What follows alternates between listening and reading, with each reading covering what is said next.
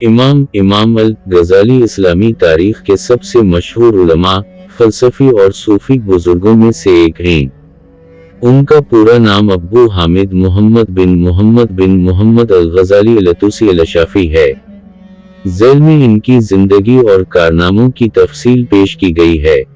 बुनियादी मालूमात। पूरा नाम इमाम अब्बू हामिद मुहम्मद अलिफ लाम गैन ज़ैलिफ लाम ये।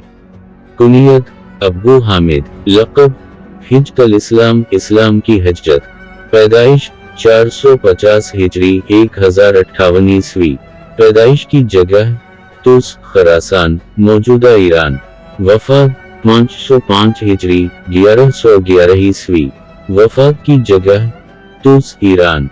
तालीम व तरबियत। इमाम गैन ज़े अलिफ लाम ये ने इब्तिदाई तालीम अपने शहर तुस में हासिल की।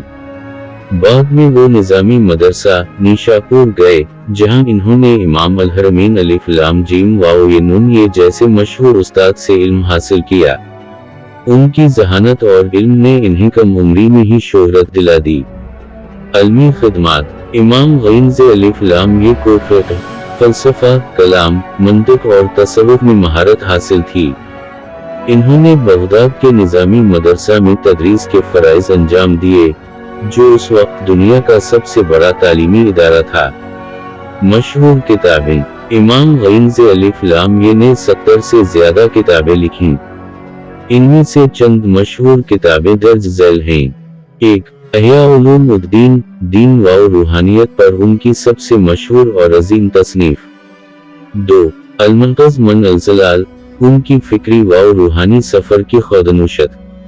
3. तहफ़्फ़ुत अल-फ़लासफ़ा, तहफ़्फ़ुत अल-फ़लासफ़ा, फ़लसफ़ियों के नज़रियात का रद्द। 4. मक़ासिद अल-फ़लासफ़ा, फ़लसफ़ियों के नज़रियात की वज़ाहत। 5. केमियाए सआदत, इख़लाक़ व तज़किया नफ्स पर मशहूर किताब, अहिया उलूम उद्दीन का फ़ारसी ख़ुलासा। रूहानी व फ़िक्री पहलू। इमाम गैन ज़े अलिफ लाम ये ने एक वक्त में दुनियावी इज़्ज़त व शोहरत छोड़कर गोशा नशीनी इख्तियार की। इन्होंने कई साल तसव्वुफ़, इबादत और रूहानी सफ़ाई में गुजारे।